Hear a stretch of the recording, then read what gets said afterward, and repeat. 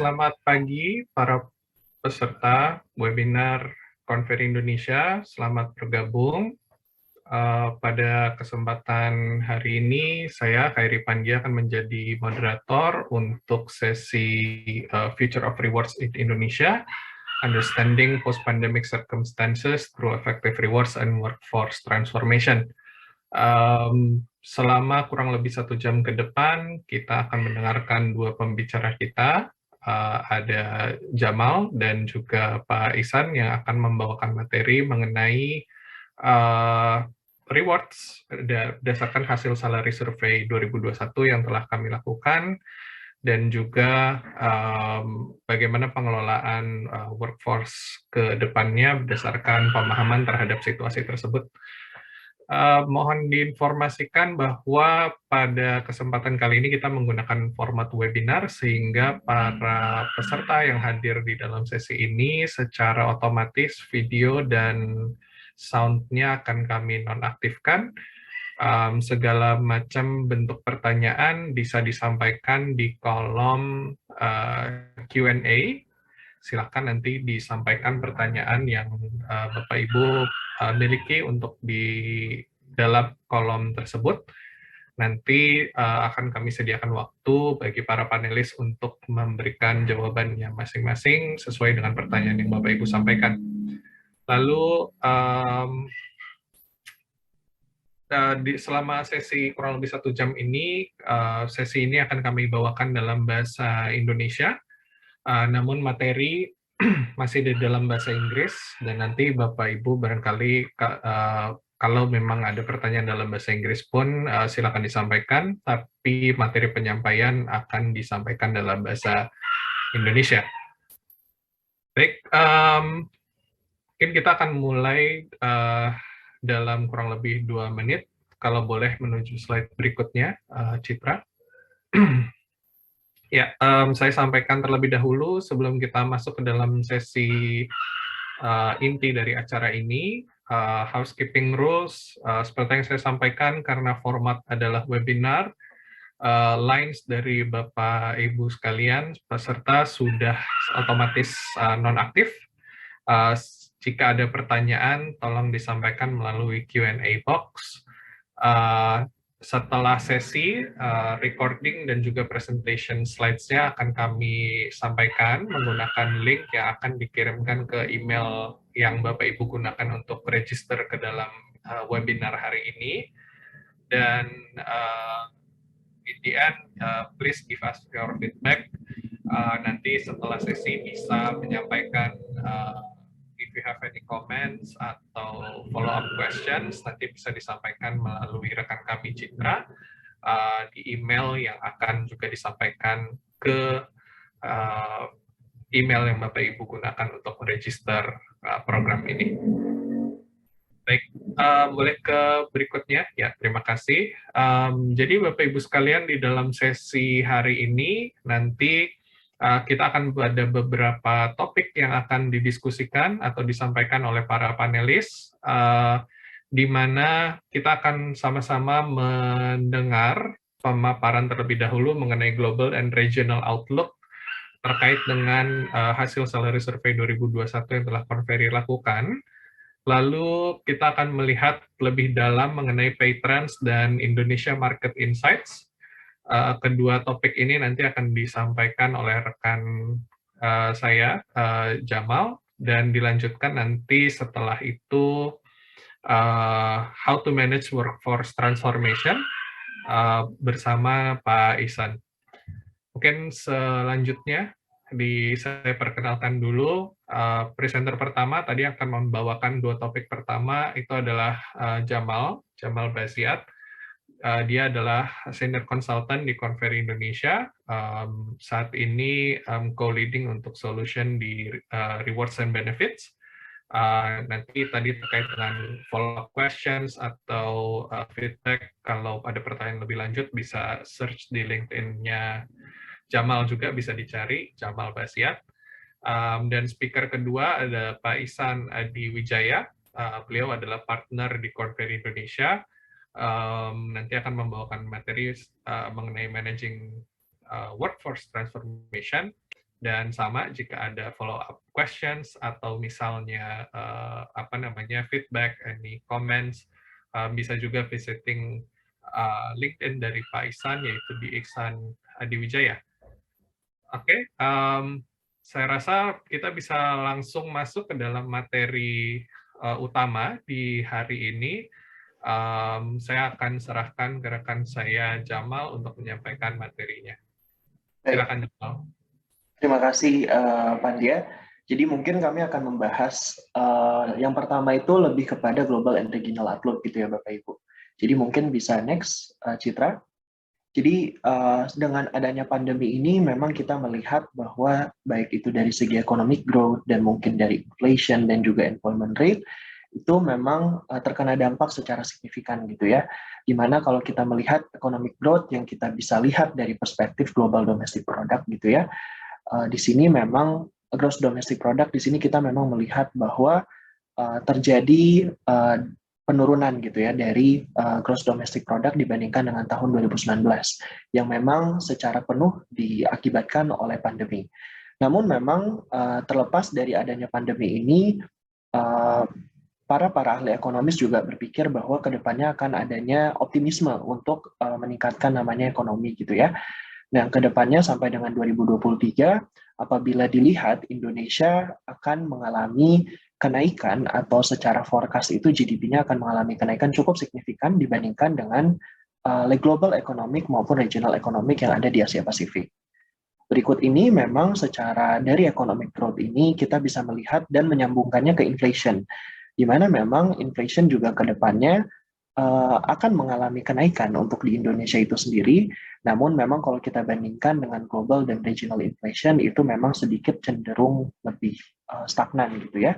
Dan ini salah satu aspek yang nanti akan menjadi aspek penting gitu ya ketika kita bicara mengenai yang namanya pay trend atau base salary trend yang nanti akan saya jelaskan lebih detail. Kemudian salah satu juga yang menjadi perspektif unik dalam economic outlook ini adalah unemployment rate, di mana memang seperti yang kita ketahui bersama bahwa unemployment rate baik itu secara Asia Pasifik maupun di Indonesia memang cukup terkena dampak dari adanya pandemi itu sendiri gitu ya. Dan memang untuk di unemployment rate di Indonesia sendiri diestimasikan itu masih cukup signifikan gitu ya di 2021. Namun dengan adanya beberapa aspek recovery dari pemerintah Indonesia sendiri, memang forecast di tahun 2022 dan 2023 itu akan mengalami penurunan untuk dari segi unemployment rate ke depannya. Mungkin bisa next. Nah, jadi ini merupakan hal yang cukup menarik gitu ya Bapak Ibu. Kalau kita bicara inflasi, memang tentunya akan sangat berkaitan erat dengan base salary increment. Nah, namun yang kita ketahui bersama bahwa base salary increment ini tidak hanya fokus terhadap yang namanya inflation atau cost of living adjustment, tapi di sini juga menginkludkan yang namanya organization performance. Jadi kalau kita melihat secara peer-to-peer gitu ya, antara Indonesia dengan teman-teman dari negara lain yang ada di Asia Pasifik, memang secara kenaikan di tahun 2021 yang memang sebenarnya merupakan hasil dari organization performance di tahun 2020 memang masih cukup tinggi gitu ya secara persentase dibandingkan dengan teman-teman yang misalnya ada di Australia, kemudian ada di New Zealand dan lain sebagainya yang memang secara kenaikan itu cukup konvensional gitu ya.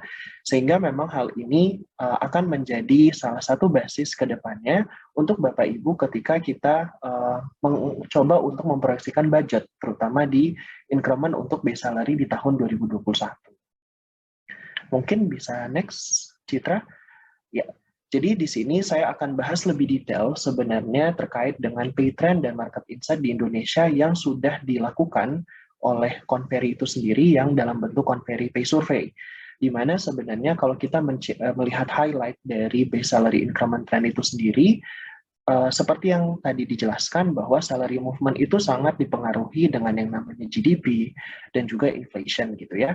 Dan memang kalau kami melihat bahwa consistently cukup menurun gitu ya kalau kita melihat dari segi grafiknya untuk dari base salary increment dari tahun 2012 sampai dengan tahun 2022.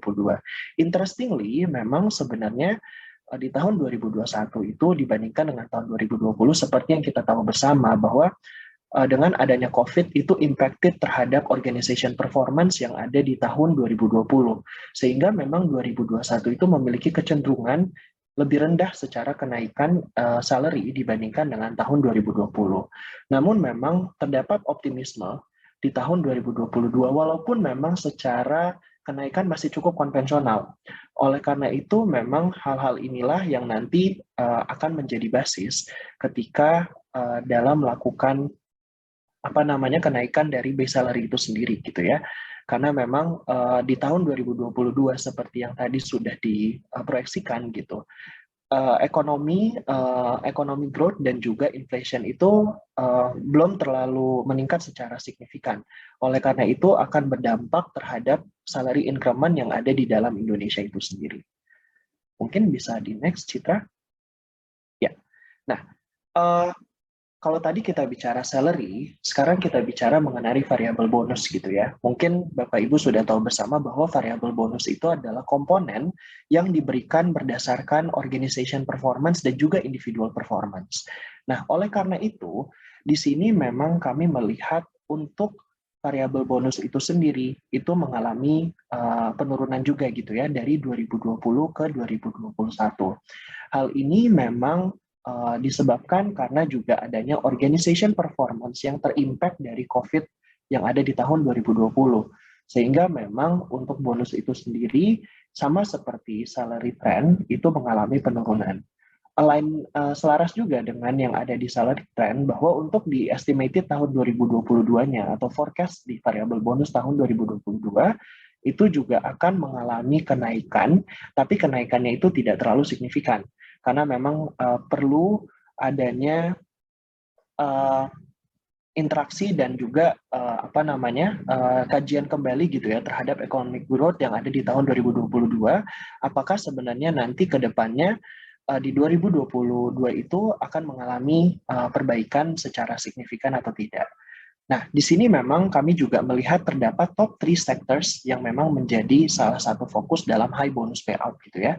Nah, di sini kalau kita lihat itu ada yang pertama itu adalah utilities. Mungkin utilities ini juga menjadi salah satu top of mind gitu ya Bapak Ibu. Dimana kalau kita bicara utilities itu memang karena kita dengan adanya skema work from home, otomatis kita tidak akan bisa lepas dari yang namanya utilities. So there are several industry atau ada beberapa industri yang sebenarnya mengalami blessing in disguise gitu ya dengan adanya COVID-19 ini. Salah satunya adalah utilities. Di mana memang di sini kita melihat utilities itu secara bonus payout on average itu ada di 2,5 kali gaji. Kemudian ada juga mining, yang memang mining itu secara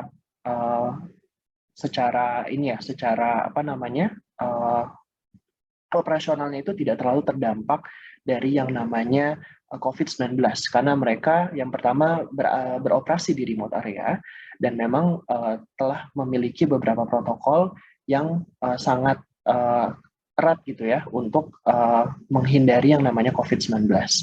Nah, jadi sektor-sektor tersebutlah yang memang mengalami salah satunya adalah high bonus payout di tahun 2021. Dan memang kami melihat bahwa 90% organisasi itu akan memberikan bonus di tahun 2021. Walaupun secara nominal itu tidak terlalu tinggi dibandingkan dengan tahun 2020, karena di 2021 itu pemberian basis bonus payout itu berkaca terhadap organization performance yang ada di 2020. Ya, mungkin bisa next. So, ini yang kita bicara terkait dengan remuneration mix gitu ya Bapak Ibu. Jadi kalau kita bicara remuneration mix itu adalah kita membandingkan antara komposisi yang ada di dalam pay di dalam organisasi Bapak Ibu. Jadi yang pertama kita bicara mengenai base salary, kemudian yang kedua kita bicara terkait dengan short term variable payment yang tadi sudah dijelaskan, kemudian ada allowances. Allowances itu adalah tunjangan-tunjangan yang diberikan yang bersifatnya cash. Kemudian yang kelima itu adalah benefits atau fasilitas ataupun pemberian-pemberian yang sifatnya itu adalah non-cash gitu ya, atau natura. Nah, di sini yang kita lihat bahwa interestingly, memang semakin tinggi suatu level jabatan yang ada di suatu organisasi, potensi or variable pay atau pendapatan yang bersifatnya performance gitu ya akan semakin tinggi.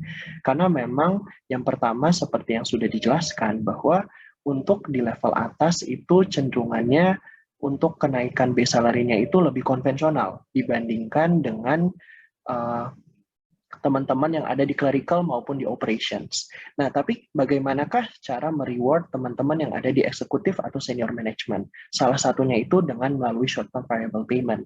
Nah, karena short term variable payment itu bisa dikaitkan dengan performance, baik sifatnya itu short term maupun secara long term. Nah, oleh karena itu memang di sini dengan adanya COVID-19 ini juga bahwa terjadi shifting gitu ya di dalam remuneration itu sendiri yang memang dulu awalnya berbasis kepada fixed payment yang mungkin kita bicara itu base salary, kemudian allowances. Ini kita akan shift terhadap yang namanya short term variable payment yang sebenarnya sangat berkaitan erat dengan yang namanya performance. Nah, kalau kita bicara benefits gitu ya Bapak Ibu, ini mungkin terdapat top 5 benefits prevalence yang ada di dalam survei kami gitu ya. Yang pertama mungkin seperti biasa healthcare, karena dengan adanya pandemi ini healthcare menjadi salah satu top of mind dari organisasi untuk mereward teman-teman atau employees yang ada di dalam organisasi. Kemudian ada life insurance, kemudian telecommunications ini menjadi salah satu highlight karena memang dengan adanya skema work from home, telecommunications ini menjadi salah satu aspek yang sangat penting yang diberikan terhadap di employee yang ada di dalam organisasi. Kemudian ada company car yang memang saat ini hanya biasanya diberikan untuk beberapa level tertentu, misalnya dari middle management sampai dengan senior management. Dan Bapak Ibu yang menarik adalah munculnya extra days off gitu ya.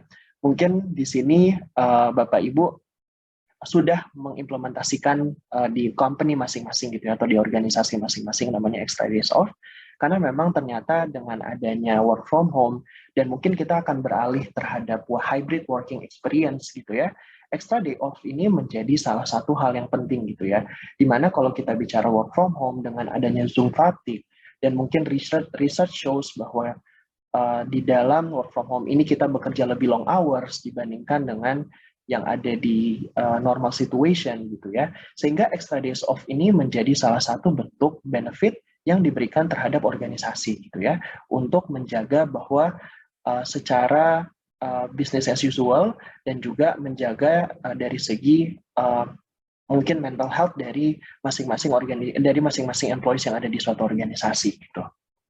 Mungkin bisa next ya.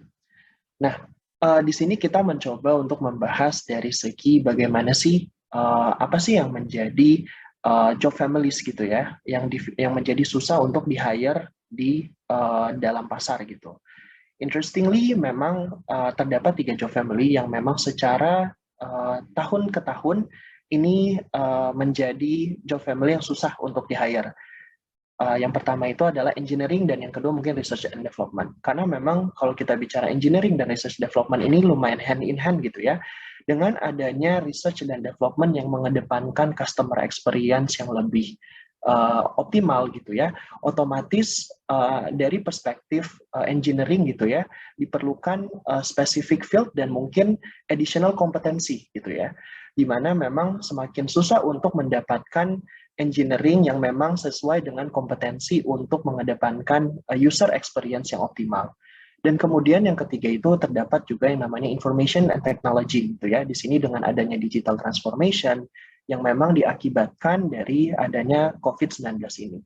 Kemudian terdapat job family juga yang memang cukup common di pasar gitu ya. Yang pertama itu adalah admin support atau service yang memang kedepannya ini admin support atau service itu akan digantikan gitu ya secara tidak langsung oleh otomasi digital. Dan kemudian yang kedua itu adalah production. Ini yang sifatnya itu banyak yang berfokus terhadap blue collars. Dan kemudian yang ketiga itu adalah human resources. Karena memang secara 3 job family ini secara kompetensi itu memang cukup general dan secara talent pool itu cukup common gitu ya di pasar. Nah, hal ini kita melihat dari segi employee turnover gitu ya. Di tahun 2020 ke tahun 2021 memang kalau di Indonesia sendiri itu mengalami penurunan dari segi total employee turnover. Nah, tapi yang kita lihat di sini bahwa terdapat kenaikan penurunan juga dari voluntary turnover yang ada di dalam organisasi di Indonesia itu sendiri gitu ya, di mana voluntary turnover ini memang disebabkan oleh karyawan-karyawan yang resign, dan memang di tahun 2020 itu dengan adanya COVID-19 itu voluntary turnover itu menjadi hal yang sangat common gitu ya, terutama di beberapa organisasi yang mungkin sangat terdampak dengan adanya COVID-19.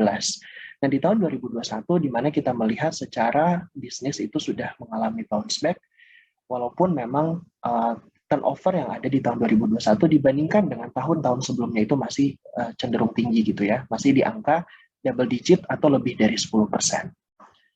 Mungkin bisa di next, Citra. Ya, berikut ini saya akan membahas specifically dengan bagaimana sih perubahan di dalam pay practice yang ada di organisasi di Indonesia itu sendiri gitu. Nah, sebenarnya kalau kita bicara pay practice itu terdapat beberapa hal gitu ya yang bisa kita lihat. Yang pertama itu adalah dari increase frequency, kemudian dari segi pemberian bonus atau sifatnya dari segi retention, referral, insentif, dan lain sebagainya, ternyata berdasarkan dari hasil konveri itu tidak mengalami perubahan secara praktis itu dibandingkan dengan sebelum adanya pandemik gitu ya. Walaupun secara nominal atau mungkin secara persentase yang diberikan terhadap organisasi, terhadap karyawan gitu ya, memang mengalami penurunan, tapi kalau kita bicara dari segi frekuensi, kemudian kita bicara dari policy, itu tidak mengalami perubahan. Terutama memang saat ini kita melihat organisasi-organisasi ini dengan adanya high turnover rate, itu ingin menjaga bahwa kedepannya itu kita ingin mendorong pay for performance yang lebih signifikan gitu ya, di mana organisasi itu ingin menjaga high atau top talents yang ada di dalam organisasi Bapak Ibu gitu ya, karena memang kecenderungannya itu top talent itu semakin kesini semakin susah untuk diperoleh dan semakin susah untuk didevelop. Oleh karena itu dengan adanya tidak perubahan antara sebelum pandemi dan saat pandemi saat ini, memang fokusnya itu bukan fokusnya terhadap nominal, tapi fokusnya itu adalah bagaimana kita mereward orang-orang yang secara di organisasi Bapak Ibu merupakan tergolong dari segi top talent atau high performing individuals seperti itu. Mungkin bisa next. Nah, sebenarnya ada beberapa hal yang mungkin kita perlu dalami bersama gitu ya. Walaupun kita bicara tidak ada perubahan nih pay practice dari sebelum pandemi dengan sesudah pandemi, tapi bagaimana kita mendorong pay practice itu agar align dengan yang namanya productivity. Oleh karena itu mungkin salah satu tren yang terjadi saat ini itu adalah kita banyak yang mereward yang sifatnya high performing individuals gitu ya. Kemudian di saat ini sudah adanya konsiderasi untuk mengimplementasi yang namanya hybrid working arrangement gitu ya. Karena memang mungkin kalau kita bicara pandemi, terlepas adanya varian baru gitu ya, sebenarnya beberapa organisasi itu sudah melakukan yang namanya work from office yang cukup rapid gitu ya di Indonesia. Kemudian kita juga perlu mengilhami ke depannya dengan adanya hybrid working arrangement ini bagaimana sih do's and don'ts-nya yang nanti akan dijelaskan secara lebih detail oleh Pak Iksan. Mungkin saya over ke Pak Iksan. Ya, terima kasih Jamal atas pemaparannya. Jadi saya 15 menit ke depan mungkin akan menjelaskan mengenai tren yang kita temui di workforce transformation. Tentunya survei yang tadi sudah dipaparkan dilakukan pada saat yang sangat transformatif di banyak perusahaan ya, dengan adanya pandemi juga mendorong banyak perusahaan untuk mereview kembali bagaimana mereka memanage workforce-nya ya. Jadi di sini akan saya paparkan beberapa tren dan kemudian praktek-praktek apa yang sudah dilakukan oleh perusahaan-perusahaan di Indonesia specifically untuk memanage workforce transformation ini. Nah, jadi kalau dilihat nih salah satu hasil dari temuan kami adalah keadaan sekarang ini cukup transformatif ya. Jadi ada banyak perusahaan nih kalau dilihat 75% ya sekitar 3/4 itu sudah operate more virtually ya. Tentunya ini nggak surprise for anyone ya.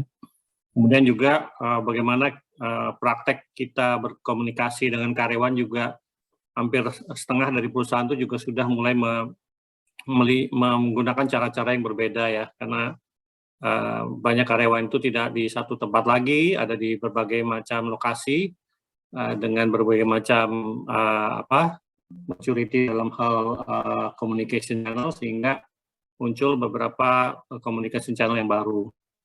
Kemudian ya 36 perusahaan juga sedang memikirkan atau sudah melakukan praktek mengurangi contingent labor. Ini mungkin hasil ini berangkat dari fakta bahwa di mana kita harus lebih efisien, maka pertama yang digunakan lebih efisien adalah dengan penggunaan contingent labor itu sendiri.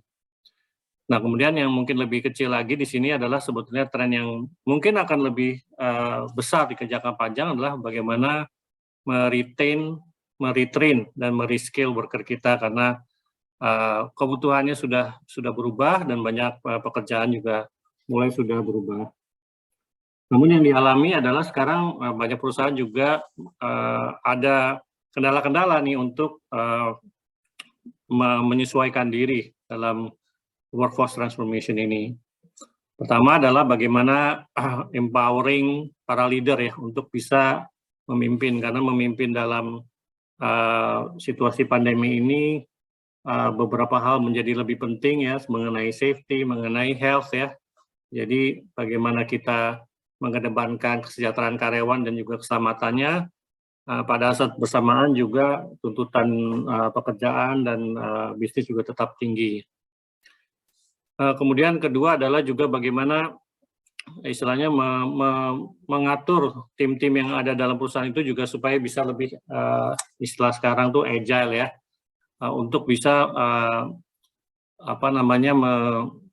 menangkap opportunities yang ada di pasar gitu ya. Karena dengan adanya pandemi ini juga dan tim yang lebih terdistribusi, ini memaksa kita untuk lebih kerjasama dan kolaboratif untuk meraih opportunity yang ada di pasar. Yang terakhir adalah ini juga tren longer term trend yang kami lihat di sini, bagaimana menciptakan kesempatan-kesempatan kerja dan karir path untuk job profile yang makin lama makin beragam ya, karena adanya digitalisasi yang beriringan dengan pandemi ini, banyak istilahnya kebutuhan untuk job-job baru dan roles baru, sehingga ada kebanyakan kebutuhan untuk karyawan itu dibutuhkan tidak hanya dari eksternal atau juga dari internal, sehingga butuh karir path baru yang bisa meningkatkan tingkat engagement dalam perusahaan. Berikutnya. Nah, ini beberapa hal yang 3 hal penting yang kita lihat umumnya perusahaan juga harus menyikapi ya. Pertama adalah bagaimana kita mengkoordinasi pekerjaan ya, karena tadi kalau kita sekarang banyak melakukan aktivitas melalui virtual, banyak ada Zoom, sehingga ya pekerjaan kebanyakan jadinya paralel ya, sekuensial gitu, instead of paralel, dan juga itu juga menyebabkan segi kompleksitas bagaimana kita mengatur cross functional issues atau teams, dan bagaimana mengkoordinasi antara pekerja yang remote dengan yang remote. Nah, ini perlu semuanya dipikirkan dan diorganize dengan lebih baik lagi. Kedua, adanya perubahan yang cukup besar dalam jenis pekerjaan. Jadi pekerjaan yang tentunya ini juga karena ada digitalisasi.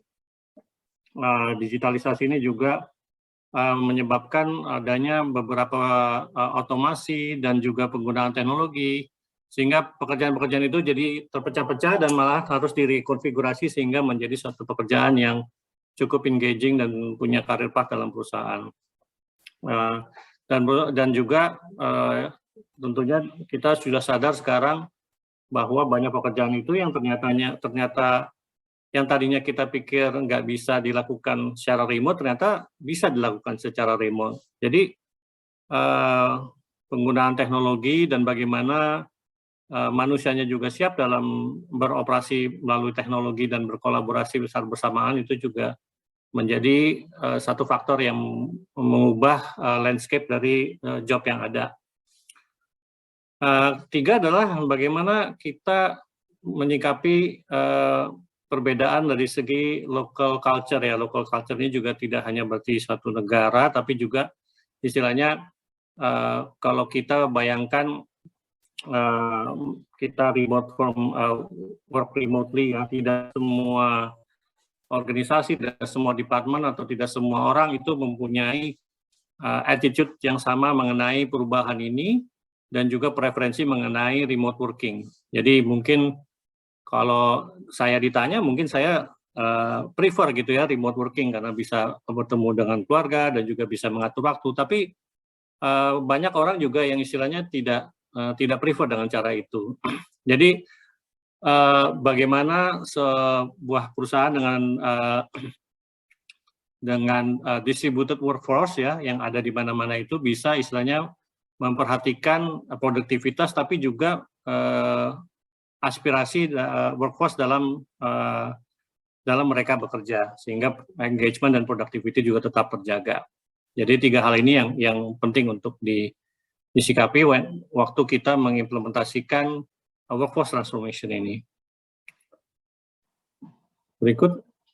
Nah, kemudian kita akan masuk kepada hybrid work ya. Jadi tentunya ya yang kami lihat di sini banyak perusahaan sudah menerapkan hybrid working yang berarti ya either satu karyawan bekerjanya part-time di kantor, part-time di rumah, atau ada yang full-time di kantor dan sebagian full-time di rumah gitu ya, atau gabungan dari itu semua. Sehingga ini menciptakan suatu dinamika dunia kerja yang berbeda dari sebelumnya. Dan beberapa slide ke depan akan kami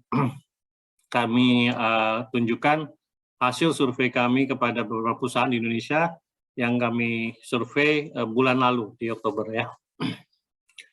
Nah, kalau kita lihat di sini antara 3 periode dari sebelum pandemi, pada saat pandemi dan setelah pandemi ini ada shift yang cukup besar ya.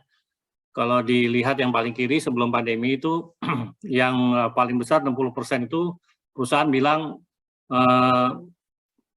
pekerjaan yang kecuali yang di factory tadi ini kayaknya nggak bisa kerja secara remote ya. Tapi kalau dilihat during pandemi ya terpaksa gitu kan. Jadi ada 60% yang sama, jumlah yang sama justru bilang bahwa ya part of the time bisa dilakukan secara remote gitu. Malahan ada 34% ya dari 13% yang sebelumnya sebelum pandemi itu hampir meningkat lebih dari 2 kali lipat. Bisa dilakukan remotely all of the time gitu ya, sehingga ini perubahannya cukup drastis ya, dari yang paling kecil menjadi 6% itu yang tadinya bilang nggak bisa yang 6% itu jadinya nggak bisa remote itu jadi kecil sekali gitu, cuma 6% ya. Nah setelah pandemi ini seperti apa? Jadi setelah pandemi kita lihat ini agak sedikit split ya. Jadi 40% itu merasa bahwa semua karyawan harus masuk ke kantor full time, tapi lebih besar 53% itu merasa bahwa sebagian dari karyawan mempunyai pilihan untuk bisa kerja partially remote atau partially at office ya gitu ya. Dan sisanya adalah ya misalnya juga memberikan opsi gitu bahwa beberapa karyawan memang harus kerja di full time di kantor, maupun ada yang bisa full time di remotely ya, apa itu di rumah atau tempat lain. Berikutnya. Nah, kemudian bagaimana praktek-praktek kalau misalnya kita menerapkan hybrid working practice ini? Jadi kalau hasil survei yang kami lakukan di sini menunjukkan bahwa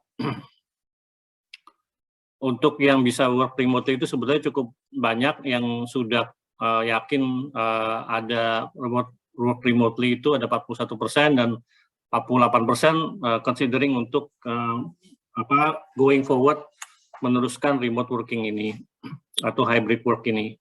Secara hybrid work itu sendiri kalau dilihat di chart yang sebelah kiri bawah itu kita bisa lihat yang diterapkan itu sekitar paling banyak 11 sampai 25% dari populasi karyawan itu bisa kerja secara remote ya.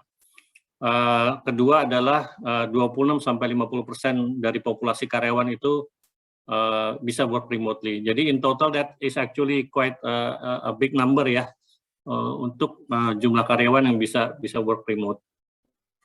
Dan cara praktek juga yang kanan bawah itu menunjukkan bahwa yang diterapkan sekarang ini kebanyakan adalah 2 days a week dalam 1 minggu, di mana karyawan itu bisa kerja secara remote ya. Ini sebanyak 62% dari yang kita survei menerapkan 2 days a week, tapi 38% menerapkan 3 sampai 4 hari work remotely. Berikut. Nah, dampaknya apa ini? Karena tentunya dengan banyaknya pekerja yang bekerja dengan remote, beberapa perusahaan sudah memikirkan dampaknya terhadap office space ya, karena office space-nya jadi lebih kapasitasnya jadi lebih besar dari apa yang diperlukan, sehingga kalau dilihat dari sini dari yang kami survei, jadi banyak perusahaan itu sudah memikirkan bagaimana untuk mengurangi jumlah office space di beberapa lokasi, malahan juga akan menutup lokasinya ya sebanyak 11%. Namun ini 23% merasa bahwa mereka tidak perlu mereduce office space-nya, apakah karena mereka sudah efisien atau mungkin kapasitas itu diperlukan untuk growth of the company in the future ya. Nah, jadi kalau kita lihat tadi dari hasil survei tadi, sebetulnya bagaimana kita memanage workforce transformation ini dengan adanya hybrid work dan juga dengan tantangan-tantangan bagaimana kita mengelola karyawan supaya mereka tetap engage dan juga tetap produktif. Ini sebenarnya ada, menurut pandangan Korn Ferry ini ada 6 hal yang perlu dipikirkan secara lebih matang ya. Nomor 1 adalah penetapan ya, siapa yang bisa kerja secara remote. Dan tapi juga di situ mesti dipikirkan siapa yang ingin gitu ya, karena sekarang ini kan kita juga mesti memperhatikan kondisi masing-masing karyawan ya, nggak semua sama. Kalau sudah mapan, ada rumah dan ada ruang kerja, mungkin lebih mudah apabila mereka kerja dari rumah. Tapi kalau dengan misalnya ibu yang punya anak kecil di rumah, sedangkan tidak ada tempat untuk bisa mereka bekerja dengan tenang, mungkin situasinya agak beda. Dan kemudian juga secara pekerjaan mana yang sebetulnya bisa remote? Ini pertanyaan ini tentunya sudah banyak terjawab di 1,5 tahun terakhir. Nah, kedepannya juga malahan akan lebih bisa dipikirkan lagi, karena dengan teknologi-teknologi yang ada sekarang, mungkin di awal kita hanya menggunakan Zoom, kedepannya teknologi kolaborasi itu bisa lebih baik lagi, sehingga pekerjaan yang remote itu mungkin akan lebih banyak lagi. Dan ini bisa harus dipikirkan dari awal, direncanakan, sehingga merupakan satu strategi workforce yang lebih tepat sasaran.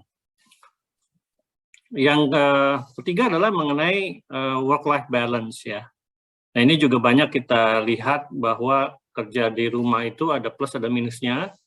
dan seringkali karena tidak ada batasan jam kerja masuk jam berapa pulang jam berapa, sehingga ada isu-isu samping efek samping bahwa ini pekerjaan menjadi lebih panjang gitu kan, duduk di depan meja dengan meeting berseri-seri gitu kan, dan gimana kita istilahnya sebagai human capital dan perusahaan juga memerhatikan bagaimana work-life balance ini bisa diterapkan dengan lebih fair kepada semua orang. Keempat adalah workplace-nya sendiri ya. Jadi workplace ini juga jadi mungkin satu hal yang mungkin trennya mulai dipikirkan sekarang, karena workplace ini juga butuh untuk diredesain ulang, butuh investasi dan butuh pemikiran yang lebih dalam karena sifatnya harusnya lebih mid term dan long term. Tapi workplace seperti apa yang ideal yang nantinya perusahaan itu harus punya gitu ya, karena kalau kita menerapkan sistem hybrid di mana ada beberapa karyawan akan masuk dan kemudian dia harus istilahnya occupy shared space gitu kan, bagaimana workplace itu bisa didesain sedemikian mungkin sehingga kolaborasi itu tetap terjaga tapi juga ada privacy dan security-nya. Nah, yang kelima ini adalah bagaimana perusahaan itu memaintain purpose dan engagement di virtual space ya. Karena secara virtual itu kita mungkin keterkaitan kita terhadap perusahaan dengan segala simbol-simbolnya kalau kita datang ke kantor gitu ya, masuk ke gedungnya perusahaan kita dengan ada badge-nya kita, pakai berapa banyak perusahaan pakai uniform dan segala macam. Begitu kita duduk di rumah kemudian kita kerja dengan laptop ya, bagaimana engagement itu terus bisa diterapkan ya gitu ya, karena juga dengan sesama karyawan engagement di kantor tentunya beda dengan kalau kita hanya bertemu secara virtual. Dan kemudian untuk lebih meningkatkan produktivitas ini kemudian jadi pertanyaan juga adalah bagaimana kita approach kita untuk meningkatkan kolaborasi dan performance ya, karena ujung-ujungnya hybrid work ini diterapkan karena baik dari survei juga banyak perusahaan juga melihat benefitnya, tapi juga karyawan juga banyak yang menginginkannya. Tapi kemudian bagaimana meningkatkan kinerja dalam hal virtual teams ini yang istilahnya sangat dinamis. Jadi 6 hal inilah yang menurut kami adalah 6 aspek yang perlu diadres satu perusahaan untuk bisa memanage workforce transformation yang sustainable ke depannya. Berikutnya. Nah, ini mungkin adalah slide terakhir saya. Jadi yang kami lihat di sini ada beberapa model yang diterapkan dalam hybrid work environment. Nah, model-model ini is not exclusive one to each other, one to another, dan diterapkan juga tidak satu model berlaku untuk satu perusahaan. Nanti mungkin ini bisa diterapkan secara variasi dalam satu perusahaan antara satu model dan model yang lainnya. Jadi ada yang sifatnya yang kita sering lihat sekarang fluid hub and spoke ini. Jadi ada banyak jenis-jenis pekerjaan yang diatur oleh perusahaan, bagaimana mereka kerjanya part-time antara kantor dan antara remote ya gitu. Nah di sini kompleksitasnya adalah kita mengatur sedemikian rupa aturan main yang jelas antara when you can actually work remotely and when do you actually have to be physically with your colleagues ya to collaborate. Nah ini adalah satu tantangan untuk fluid hub and spoke. Juga praktek yang lain yang model yang kita lihat ada periodic culture infusion ini. Jadi dengan banyaknya remote workers ya, tapi perusahaan juga istilahnya menyediakan waktu untuk adanya waktu berkumpul bareng sehingga adanya socializing and sharing of purpose gitu ya, sehingga adanya camaraderie dan juga engagement antar tim dan dengan antar individu dan dengan perusahaan ya.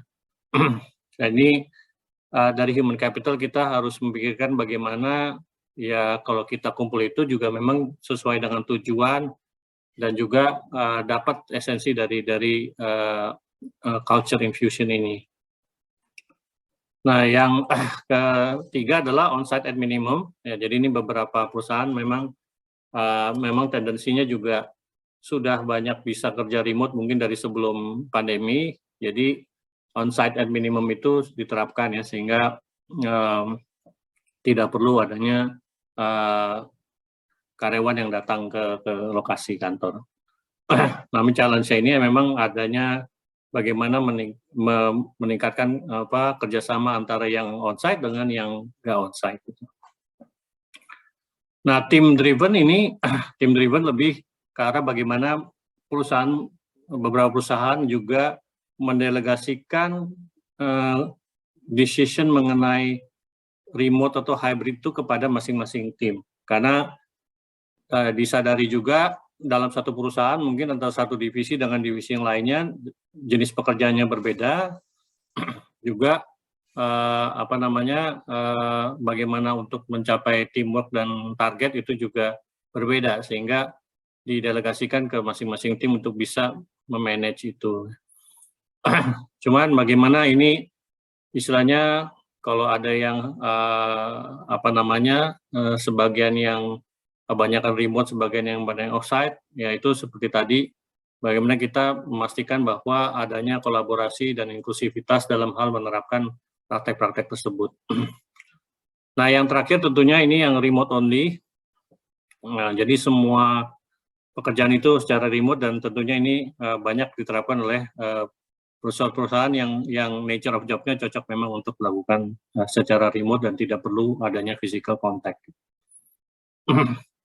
Ya, jadi berikutnya. Ya, jadi sekian adalah paparan kami mengenai workforce transformation yang menjadi background dari hasil survei kami selama masa pandemi ini. Terima kasih, dan saya kembalikan ke Mas Pandya untuk memfasilitasi Q&A-nya. Baik, terima kasih Pak Ihsan dan juga Jamal tadi telah menyampaikan materi. Bapak Ibu, terima kasih yang sudah menyampaikan pertanyaan melalui Q&A box. Beberapa sudah kami jawab secara teks, namun kemudian beberapa akan kami diskusikan sekarang. Yang pertama, mungkin saya sekilas membahas pertanyaan dari Pak Yoris de Vretes menyebutkan mengenai salary survey-nya sendiri. Memang salary survey ini setiap tahunnya itu secara peserta itu bisa berubah-ubah tergantung mereka, jenis-jenis organisasinya pun banyak yang berubah-ubah gitu ya, karena memang ada yang kemudian join secara rutin, tapi ada juga mungkin yang baru bergabung atau memutuskan untuk tidak bergabung di dalam proses salary survey. Jadi memang dalam hal size, revenue, dan lain sebagainya itu bervariasi tergantung dari peserta di setiap tahunnya. Namun demikian, terkait dengan survei terkait dengan remote working khususnya pada saat pandemik, itu memang sebagian besar itu datangnya dari natural resources industry dan juga industrial goods. Gitu. Jadi itu sedikit gambaran mengenai peserta yang mengikuti salary survey ataupun survei yang tadi secara hasilnya telah kami sampaikan.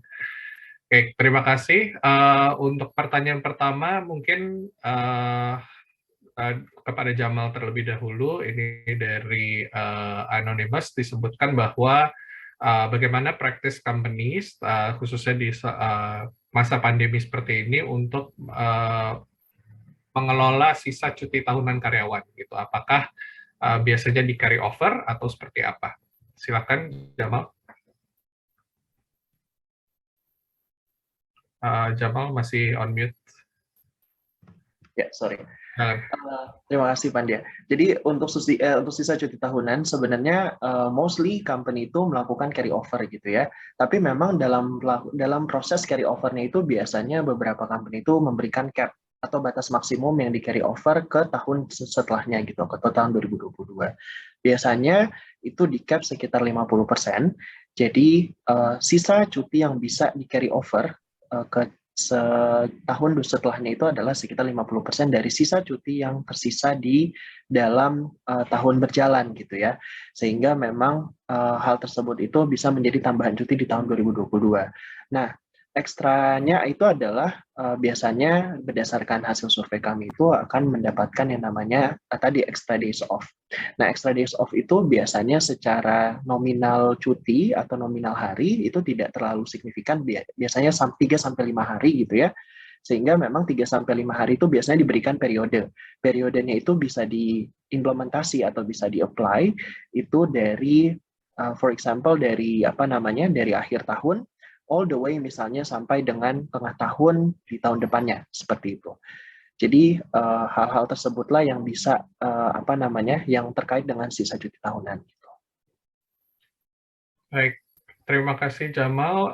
Mungkin masih kepada Jamal, berikutnya dari Pak Alex Lim, terkait dengan jenis-jenis rewards atau benefits yang kemudian menjadi mungkin unggulan gitu ya, top ranking di dalam masa pandemi ini yang dinilai bisa memberikan dampak positif dalam hal engagement maupun retention bagi karyawan.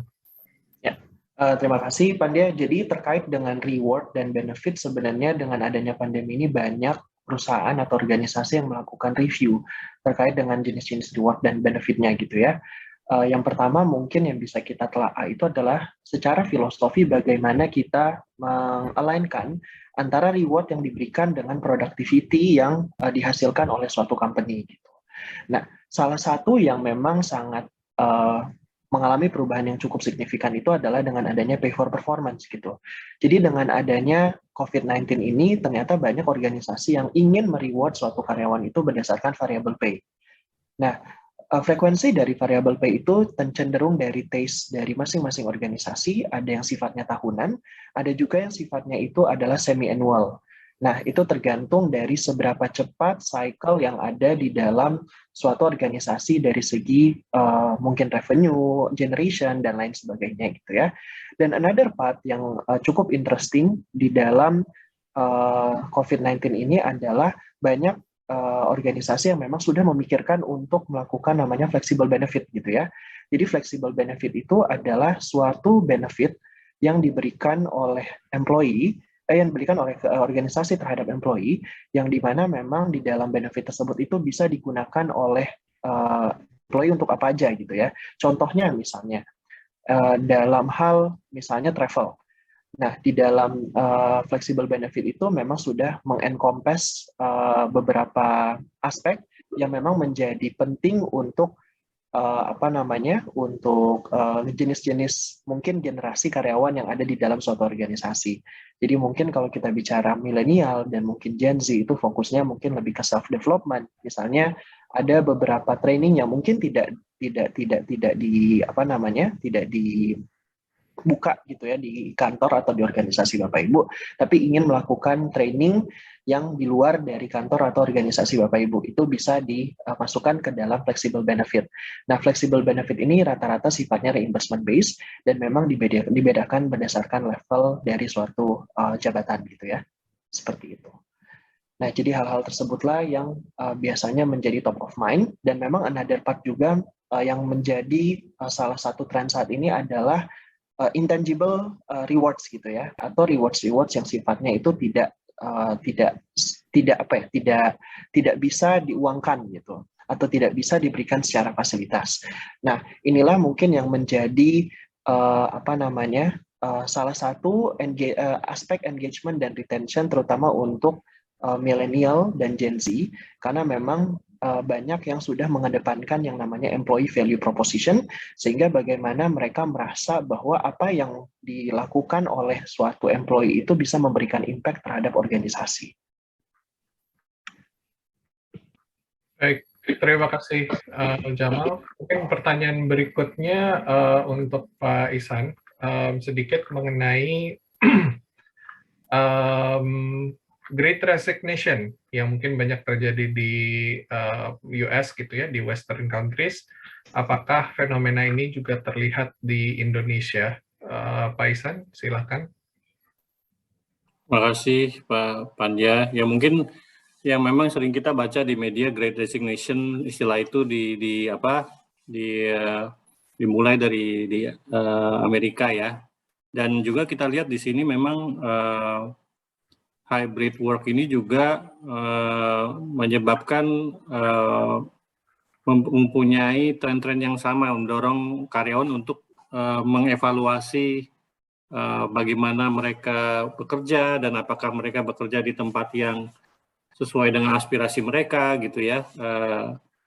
Karena dengan sendirinya kalau kita kerjanya di lingkungan yang terisolasi dari lingkungan kantor gitu ya, tentunya banyak distraction yang dialami oleh karyawan. Namun apakah data-data yang kita lihat ini secara resignation sama skalanya seperti apa yang ada di Amerika? Saya rasa itu belum ada kesimpulan seperti itu ya. Cuman yang kami lihat secara tren memang adanya peningkatan bahwa perpindahan pekerjaan itu lebih sering terjadi di masa pandemi ini gitu. Nah, terutama tadi ya misalnya dengan work-life balance dan juga bagaimana juga menerapkan hybrid work environment yang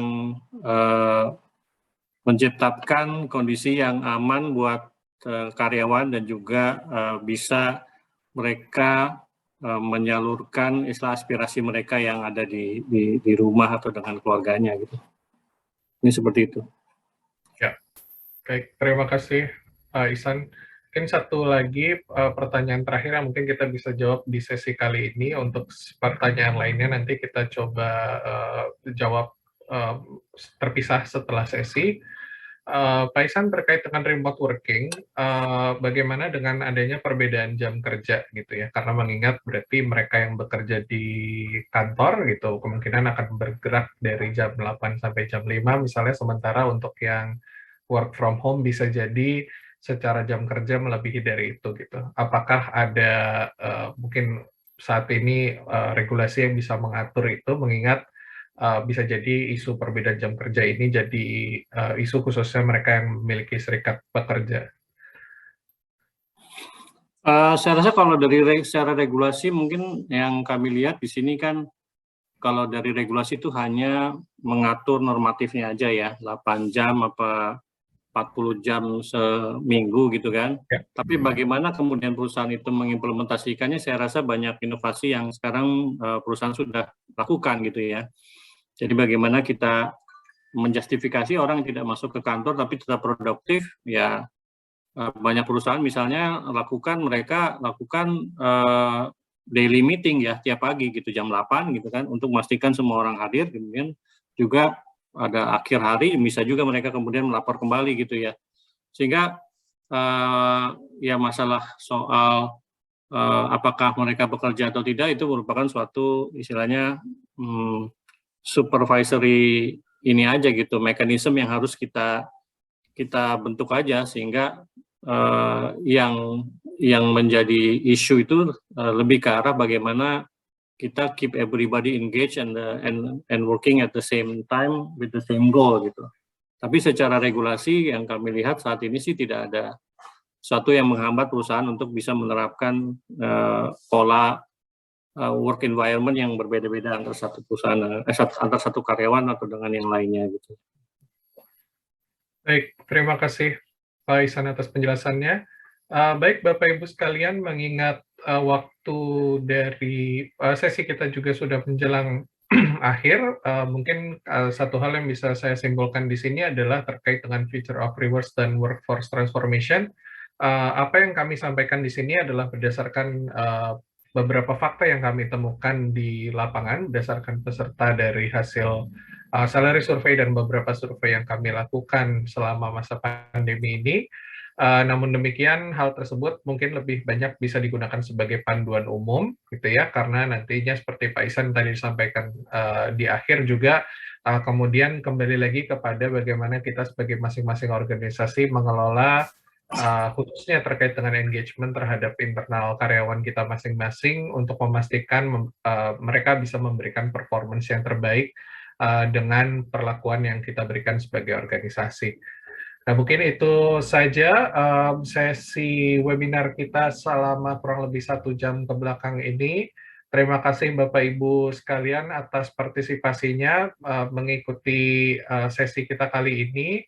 Bapak Ibu jika ada pertanyaan lanjutan bisa menghubungi kami di Instagram @konferiid.id atau di LinkedIn Konferi Indonesia, LinkedIn dari Pak Ihsan maupun Jamal juga bisa di reach out, atau bisa menyampaikan pertanyaan melalui kfindonesia.deliveryteam@konferi.com. Dan nanti rekaman sesi dan juga materi presentasi yang kami tayangkan nanti akan dikirimkan secara otomatis ke email Bapak Ibu yang Bapak Ibu gunakan untuk registrasi terhadap event webinar ini. Nanti silakan aja dicek. Mungkin kalau saya nggak salah itu akan terkirim di 2-3 hari ke depan secara otomatis by system. Itu saja, terima kasih Bapak Ibu telah join, terima kasih Pak Ihsan, Jamal, dan juga rekan-rekan Konferi lainnya yang telah meluangkan waktunya untuk menyusun webinar ini untuk Bapak Ibu sekalian. Saya akhiri, terima kasih, selamat siang.